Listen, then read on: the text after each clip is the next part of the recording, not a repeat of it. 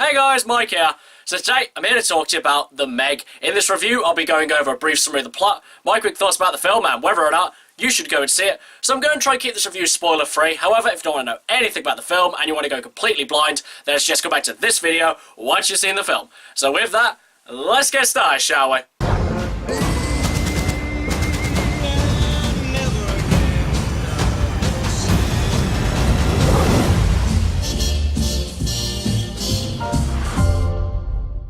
Shut up, Meg. So The Meg stars Jason Statham as Jonas Taylor, who is a former deep-sea rescue diver. In The Meg, a research team operating 200 miles off the Chinese coast have found a chasm that has a thick layer of hydrogen sulfide above it, and they believe if they venture below this cloud, they will find all sorts of new life under the sea. But as the research team makes their return from the unknown area, they unwittingly release one of nature's foremost deadliest predators, a megalodon. So first off, the cast are interesting enough to hold your attention, and they're also engaging enough to keep you invested in their characters throughout the movie. Though Jason Statham's character is the most engaging, as he is the star and the person who we spend the most time with.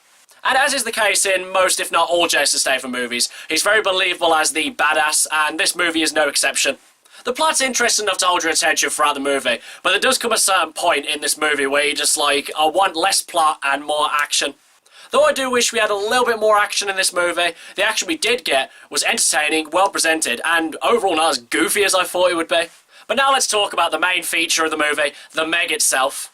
According to the latest statistics, sharks only kill 6 people a year. Well, I'm guessing no one told the Meg that because this thing is an unstoppable killing machine. The CGI in the Megalodon and pretty much the whole movie was spot on, and none of it really looked cheap either. But the main thing we wanted out of the Megalodon was it to be a terrifying presence on screen. And I think this shark can definitely give Bruce a run for his money. Now, I know I've said this before about similar movies, but if you're going into this movie expecting in-depth characters with a great plot, then you should really steer clear of this movie. Though I did quite enjoy the plot, it was definitely a little bit more entertaining than I thought it was going to be.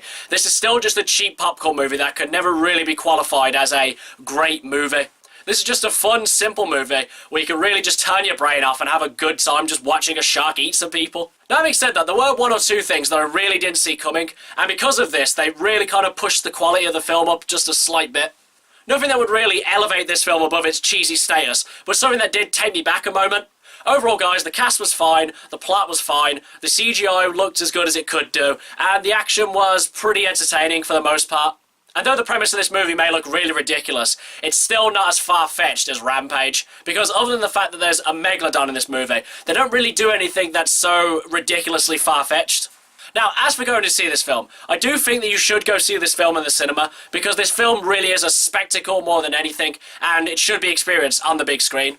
Though beyond that, I wouldn't really say this is a movie that you should buy on DVD or anything like that. This is more of a movie that you have on in the background that you can jump in and out of, because at any point you won't really be lost about what's going on, because the plot is really digestible and simple to watch. Though having said that, if you only see great movies, then I'd say give this one a miss, because I don't think this film can qualify, really, as a great movie. Okay guys, that's my review for The Meg. If you've seen it, what did you think about it? And what's your favourite giant shark movie? Whatever it is, drop it in the comments below. And until next time, I've been Michael. See ya!